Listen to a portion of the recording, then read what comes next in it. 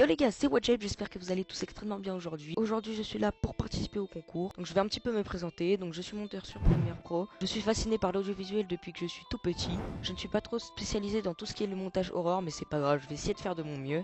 J'ai un serveur Discord pour ceux qui veulent, sur ce, bon visionnage. Je mets ma cam, comme ça moi tout le monde peut me voir, peut voir ma beauté. Et ce soir nous sommes bien évidemment avec Dodi. Comment tu vas Dodi? Ça va et vous? Ben moi je vais très bien et eux ils vont je pense très très bien. Ce soir j'avais envie de potentiellement créer un nouveau petit concept d'histoire d'horreur. Moi j'ai deux histoires à vous raconter. Donc ce soir, et donc il y aura donc deux personnes qui seront présentes pour l'instant. Je raconterai au lieu de deux mais quatre histoires d'horreur. Bien sûr en décalage, je vais laisser parler les autres aussi entre temps. Les amis, êtes-vous prêts à partir et à écouter mon histoire? Donc l'histoire s'est passée il y a peu de jours. J'ai été tout seul chez moi à ce moment-là. Toi t'étais dans la chambre et en pleine nuit j'avais envie de sortir parce que j'avais besoin de prendre l'air. J'avais besoin de fumer un petit peu, etc. Enfin bref. Et ce soir-là, je me suis dit que j'avais envie potentiellement d'avoir vraiment un bol d'air. Voilà. J'ai voulu demander à quelqu'un s'il y a possibilité de voc avec lui.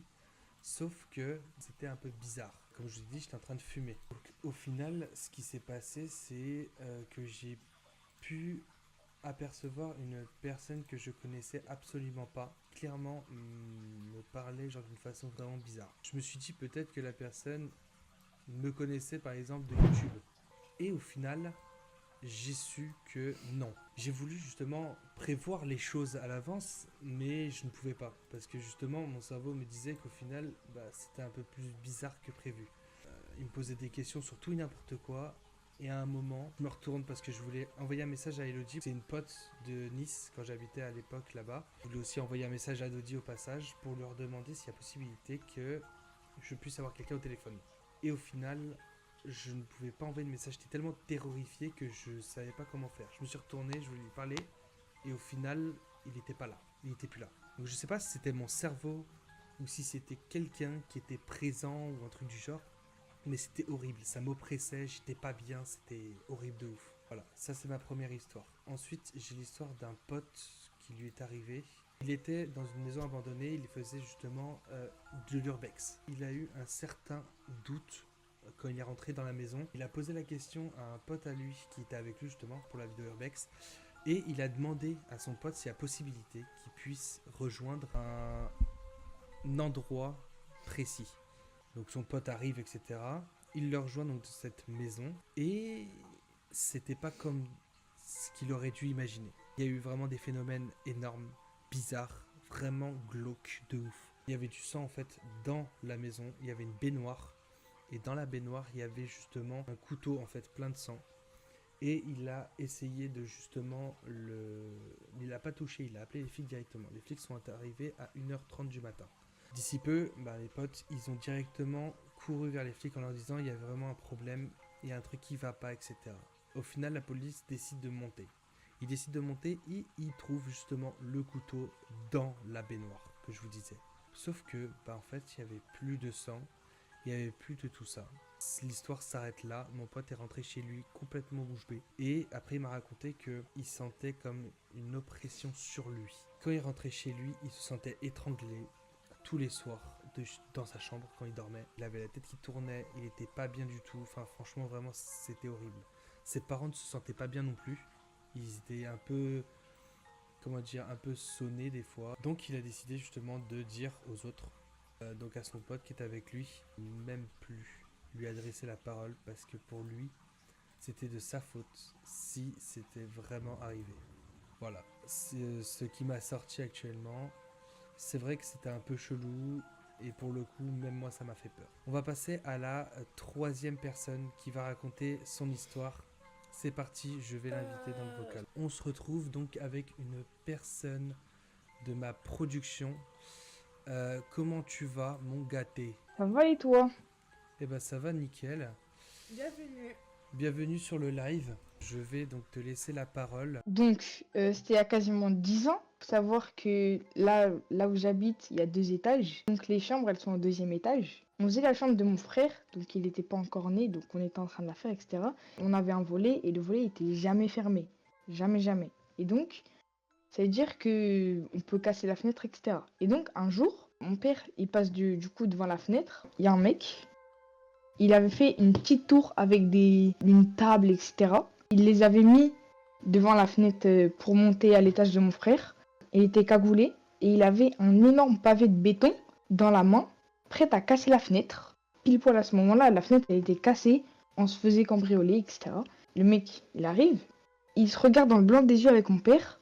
Moi, je savais pas, moi, tout ça. Moi, je dormais paisiblement dans la chambre d'à côté. Là, mon père, il raconte l'histoire, etc. La table, quand on est sorti du coup le matin, quand il était monté pour essayer de briser, et après, on a eu zéro trace. C'est qu'il y avait un mec. Vu que mon portail n'est pas très haut, on suppose qu'il a escaladé, etc. Plus aucune trace. On n'a jamais revu ce mec. Et voilà, depuis, on a installé une alarme. Et du coup, maintenant, la nuit, on l'active, etc. Et bah Ouais. putain, bah tu sais que là tu m'as donné les frissons mon ref. C'est épique et c'est glauque à la fois.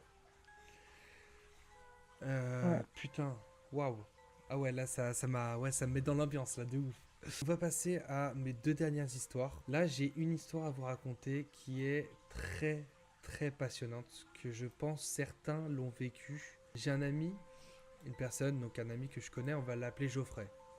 Geoffrey se baladait tranquillement dans sa ville, donc du côté de Lyon, qui n'est plus du tout sa ville, hein, je vous le dis. Et au loin, il voyait son pote. Il commence à aller le voir, bien évidemment, logique. Donc il va voir son pote, il commence à lui poser des questions en mode salut frérot, comment tu vas, machin, etc. Ils sont partis chez le père. C'est en fait une église qui a été potentiellement agressée pendant une seconde guerre mondiale, qui n'est plus du tout présente en fait actuellement. Et cette église a vécu pendant plus de 8 ans, je dirais, actif, est actuellement maintenant laissée à l'abandon, fermée, clôturée, etc. Sauf que eux, ils ont trouvé un chemin pour y passer.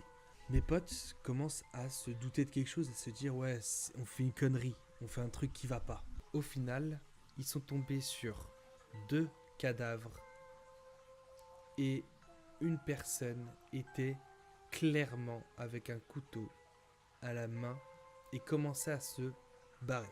Ils étaient tous sous le choc en mode putain, il se passe quoi, il est passé par où, enfin bref, la porte était totalement fermée. Le mec était à l'intérieur depuis, je pense, facile plusieurs jours parce que bah ils n'ont pas forcément entendu de bruit. Les personnes qui sont là, c'est pas forcément des gens qui sont forcément dans la ville ou quoi. Et je sais pas si vous avez entendu aux informations, ils ont parlé de 2 disparus en 2018. Il y a eu 2 disparus en 2018. Mon pote a appelé la police en pleine nuit. Ils lui ont demandé pourquoi ils sont rentrés. Et il leur a expliqué, il leur a dit on a entendu un bruit bizarre à l'intérieur. Bien sûr, c'est faux, hein, ils n'ont pas entendu de bruit bizarre. C'est juste qu'ils sont rentrés parce qu'ils se sont dit ouais, c'est une bonne idée de se faire une excursion à l'intérieur. Vu qu'ils sont tombés sur 2 corps plus un mec qui était cagoulé avec une arme à la main, du sang qui tombe. Comment on sait que c'était une arme? Parce qu'il y avait la lumière de dehors qui éclairait l'intérieur. Les flics sont rentrés, ils ont bien vu les 2 corps qui étaient à l'intérieur. C'était bien les personnes disparues en 2018. C'était complètement l'hécatombe. Ils ont retrouvé donc les corps, mais pas le tueur. Au final, le tueur court encore les rues encore aujourd'hui, hein, je vous le dis. Il n'a jamais été arrêté, on ne sait même pas où est-ce qu'il est. Il y a eu des après-vus que des gens ils l'ont vu, mais c'est pas sûr du côté de Bruxelles, du côté de la Bretagne aussi, du côté du Luxembourg et encore d'autres trucs. Donc c'est vrai que voilà, c'est vraiment une histoire compliquée à comprendre et à mettre. J'en ai une à moi qui est aussi intéressante, que je pense que tout le monde a pu comprendre aussi. Avec un pote, je me suis dit c'était trop bien, on pourrait aller potentiellement aller faire une excursion, une sortie dans la nuit dans un lieu abandonné. On est rentré dans le lieu abandonné qui était clairement en fait une ancienne réserve de bombes nucléaires, de bombes sous-marines, pardon. Je rentre à l'intérieur avec un ami. On était en vlog à ce moment-là, on était encore en vidéo. On était en vidéo, donc bien sûr, Urbex. Et on rentre. À ce moment-là, tout se passe bien, etc. On commence un peu à faire notre aventure et tout ça. Et mon pote me dit, je me sens pas bien. Je lui dis, qu'est-ce que t'as, machin, etc. Il me dit, je sais pas, je me sens pas bien. On entend des bruits, on voit les trucs qui se balancent tout seuls. Vraiment des chaînes qui se balancent toutes seules. Et on commence tranquillement à s'aventurer tout doucement dans l'obscurité de, de l'usine. Et on aperçoit au loin une silhouette d'une femme. On ne sait pas si elle a été habillée, si elle a été nue ou quoi qu'est-ce. Elle nous crie au secours. Et elle nous dit après, sortez de là. Sortez de là, sinon vous ne serez jamais là vivant. Arrivé à un stade où je me dis, c'est bizarre. Mon pote commence à gueuler en disant, vous allez bien madame, vous voulez qu'on vous aide? Et là d'un coup, un gros cri nous glace le sang qui fait, sortez de là! Sortez! Je vous ai dit, sortez de là! On n'est pas bien, on est en train de transpirer, on n'est vraiment pas bien. Mon pote et moi, on décidé donc de sortir, mais d'aller dans un autre endroit, donc qui est toujours au niveau du même truc, mais c'était l'arrière de l'usine où il y avait tous les papiers, le patron, etc. Au final, on s'est retrouvés coincés à l'intérieur, la porte s'est refermée en sachant qu'on ne savait même pas qu'il y avait une porte dans ce truc. On n'est même pas sûr qu'il y avait une porte. On trouve un petit trou. On commence à rentrer dans ce petit trou. On sort de l'autre côté, donc on ressort bien sûr à l'extérieur de l'endroit. Et on entend un cri, encore une fois, complètement au hasard, du mode en mode au secours, sauvez-moi, mais barrez-vous vite, au plus vite, très vite. Vraiment, ça insistait sur le courir, fais vite, machin, etc. On est parti en courant. Mon pote a totalement disparu de mes visus. Je ne l'ai pas revu. Et à un moment, je commence à m'arrêter, je commence à demander la route à des marcheurs. Je continue à discuter avec eux, etc. en leur disant s'ils ne voyaient pas une personne grande, de taille. Et là, on voit un mec me courir dessus. Les gens, ils me disent attention, il y a un mec qui te court dessus. Je tourne la tête. Et là, je vois mon pote qui me court dessus. Je suis pas bien, je dis qu'est-ce qui lui arrive, etc. Vous n'allez pas me croire, mais il avait les yeux chelous. Il avait les contours des yeux complètement noirs, l'intérieur noir. Et j'étais pas bien, j'étais terrorifié. Je me sentais vraiment pas bien, j'étais oppressé. Franchement, c'était horrible. Donc je commence à essayer de le pousser, etc. Tout se passe bien, donc il commence à me faire des trucs en mode... Comme ça, donc il veut me mordre en fait, il est... Voilà. Et en fait, il s'avère que, en fait, on l'a emmené après dans une église. En fait, il fallait qu'il se fasse exorciser. Je savais pas que ça existait réellement, mais il y a vraiment des églises qui le font. Mon pote est sorti d'affaires actuellement et il est bien. Voilà. C'était une assez grosse histoire quand même, hein, parce que c'est une histoire qui nous a coûté quand même bonbon, parce que ça aurait pu lui coûter la vie, en sachant que la personne en question, on sait pas ce que c'est. On nous a dit que c'était un démon qui était rentré dans mon pote, mais je ne sais pas du tout c'est quoi, c'est où, c'est quand, enfin... Bref, voilà. Je passe le micro à Dodi, qui a des histoires à vous raconter. Donc pour mon histoire, c'est ce qui s'est passé avec moi et Tanguy. Il y a maintenant presque un an. On le raconte, ça fait pas si peur que ça, mais quand on le vit, je vous garantis que c'est assez traumatisant. Donc je vous explique, nous étions le 14 février 2023. Le premier jour de Saint-Valentin entre moi et Tanguy, on avait invité deux potes parce qu'on était dans un chalet. Et, on commence à se regarder un film tous les quatre. Donc Tanguy avait décidé d'aller chercher son cigario. Arrivé à la voiture, il se prend son paquet de cigario et il va pour redescendre. Et quand il veut redescendre, il trouve une voiture qui s'arrête devant lui. Donc il se dit automatiquement, vu que c'est un coin paumé, ils sont perdus. Et il va, le mec était cagoulé, etc. Donc du coup, il prend peur, il se barre.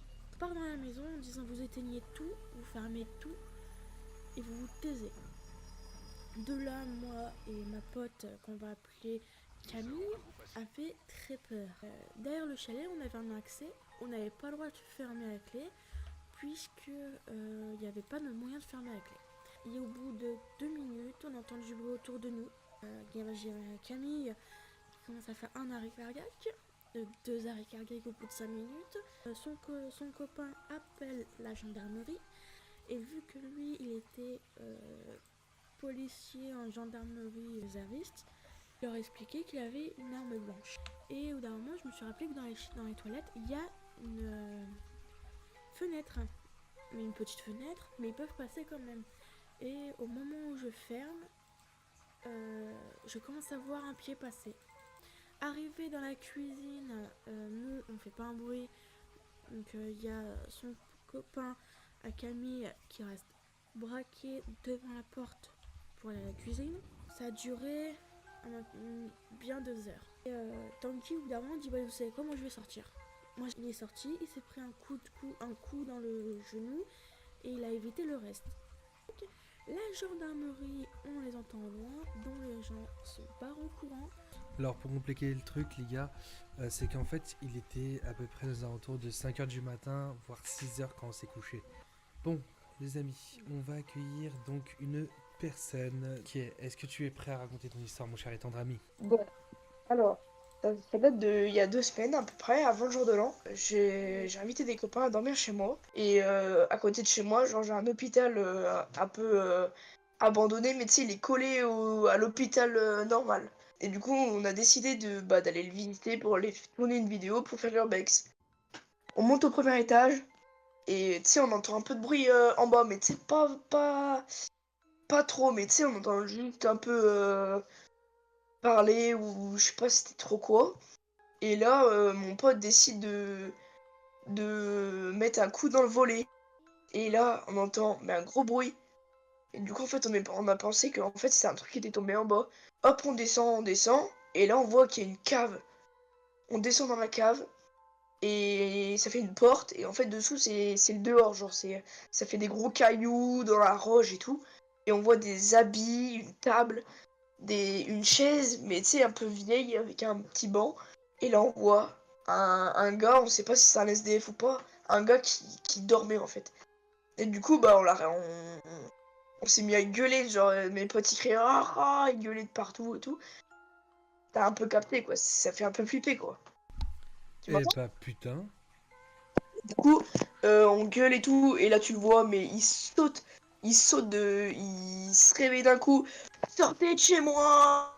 Ah, il gueule comme ça, et tu sais, il met un gros coup dans la porte, il nous course, nous on monte vite au premier, on sort dehors, et l'autre comme ça, il nous attendait à la porte là, il dit oh, vous revenez plus, il gueulait et tout, et du coup, bah, nous on s'est chié dessus, et restez à l'affût, hein. Les vidéos vont bientôt sortir sur la petite chaîne là, petite vidéo Urbex. Donc on va continuer avec l'histoire de Dodi. Je vais vous montrer l'histoire puisque j'étais en CPCE1. On était à l'école, tout normal, hein. On faisait un peu chier les garçons, tout un garçon particulièrement, parce qu'il nous coursait derrière. Nous, du coup, on allait se cacher dans les toilettes des filles puisqu'il n'avait pas le droit de rentrer. Il est arrivé une fois, donc son père est venu la chercher avec ses 7 frères. Son père était totalement bourré. Il a pas vu le poteau, donc de stop. Il a totalement fauché dedans. Le truc, c'est que malheureusement, heureusement pour ses frères et sœurs, ils ont presque rien eu. Par contre, ma copine n'a pas du tout eu cette chance-là, puisqu'elle est restée dans le coma 3 mois et qu'elle a été ouverte tout le long de la tête du côté droit. Chaque moment où on avait dehors, je restais devant la porte. Un jour, au bout des 3-4 mois, donc elle s'est réveillée, elle est restée à l'hôpital en surveillance pour voir si tout allait bien. Heureusement pour elle, elle n'a pas eu vraiment de séquelles. Dites-vous que la cantine était dans l'école à côté. Donc, pendant qu'on traversait, j'ai croisé ma copine, donc Clémentine. Et donc du coup, je la vois mais sans lunettes. À la base, elle portait des lunettes de vue et je l'avais reconnue et je lui ai sauté dessus. Et la voir, lui faire un gros câlin en me demandant est-ce que tu vas bien, c'est quand tu retournes à l'école, c'est quand qu'on pourrait se parler. Et la prof directement a gueulé, ce qui est normal, j'avais fait quelque chose de grave. Moi, la maman, elle a commencé à dire oui, tu devrais écouter ta prof, Lilou rentre bientôt à l'école. Elle va pas rester longtemps puisqu'il restait une semaine de cours. Je rends le truc à Tanguy et c'était aussi pour dire faites attention avec l'école. Et bah putain, très émouvante cette vidéo, cette histoire les gars. Moi j'en ai une, je crois, que vous allez pas forcément kiffer les gars, parce que c'est un truc qui justement va potentiellement vous faire plus flipper qu'autre chose. Les amis, cette histoire commence déjà très tard, 4 ans en arrière. Je commençais mon aventure un petit peu en tant que youtubeur. Je me suis dit en vrai c'est trop bien, je kiffe mon aventure sur YouTube, machin que ça, enfin bref, tout le monde me kiffe, enfin bref. Et à un moment, je me suis douté d'un truc, je me suis dit il y a un truc qui va pas. Faut que je fasse un contenu vraiment qui peut péter, tu vois, qui peut percer et tout. J'appelle un ami, je lui demande s'il y a possibilité que je vienne chez lui pour tourner une vidéo incroyable. Il me dit oui, il n'y a pas de souci, machin, etc. Je décide au final de dormir chez lui pour préparer la vidéo. La vidéo n'est jamais sortie les amis, parce que justement par la suite, justement, c'était un peu plus grave que ça en fait. Je tourne la vidéo, mon pote s'est blessé à la cheville ce jour-là, je veux dire. Va falloir justement passer par une forêt. Pour continuer la vidéo, etc., il va falloir passer par une forêt, bah oui, logique. Après vers 18h, 19h, on était en hiver quand même, donc il commençait à faire nuit quoi. Et il se passait un bruit un peu chelou. C'est pas bien, on commence à stresser, enfin bref, voilà, on commence tranquillement à continuer la vidéo, etc. Tout se passe bien et tout. Et je dis, bah mec, on va peut-être rentrer, on a fini la vidéo, est-ce qu'on peut rentrer? Mon pote a encore mal à sa cheville, il va pas bien du tout et tout. Je me réveille d'un sursaut, mais intersidéral. Moi, j'ai pensé que sa mère aurait eu un accident ce soir-là. Je lui ai demandé, je lui ai dit à mon pote, j'ai dit, ta mère, elle va bien? Il me fait oui, pourquoi? Il me fait non, elle est là dans la cuisine, pourquoi? Je vais la voir, je dis bonjour madame, machin, etc. Je dis vous allez bien? Il me fait oui, tout se passe bien. Donc je me dis putain, mais il s'est passé quoi? Toute la journée, j'ai pas arrêté d'y penser. J'ai dit il s'est passé quoi? Mais il s'est passé quoi? Pourquoi j'ai pensé ça? Et je me rendors. Et dans la nuit, mon pote se réveille en pleurs. Les flics devant lui avec son père. Mon père en pleurs, mon pote en pleurs. Et puis moi, je me réveille en mode qu'est-ce qui se passe?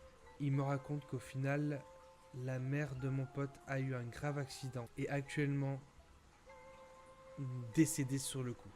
Pendant un moment, j'y croyais pas, je disais putain, il se passe quoi? Enfin, c'est quoi la blague? Enfin, je décide donc de partir. Je me suis endormi et j'ai rêvé que mon pote prenait des médicaments. Alors c'est moitié horreur, moitié voilà. Mais ce jour-là, j'ai sauvé sa vie. J'ai pas eu ce flash là, mais malheureusement mon pote est malheureusement décédé d'une overdose car il n'a pas survécu, enfin il n'a pas pu survivre que se mettre dans la tête comme quoi sa mère est malheureusement décédée. Notez laquelle vous préférez comme histoire, ou celle que vous avez trouvée plus touchante, on va dire. Si vous avez d'autres histoires à raconter les amis, n'hésitez pas à nous le dire. C'est hyper important les amis. Sur ce, c'était Tanguy. Voilà ma petite vidéo montée. Comme je vous l'ai dit au début, je ne suis pas vraiment spécialisée dans le montage pour raconter des histoires, mais j'espère avoir réalisé un beau montage. Ça ne fait qu'un mois que je monte des vidéos pour des personnes sur Premiere Pro. J'espère avoir une bonne nouvelle et en espérant de finir premier. Je tiens à dire bravo d'avance à tous mes concurrents et merci à Tanguy de m'avoir permis de faire partie du concours. Sur ce, c'était Wadjep le monteur. Bonne journée à vous.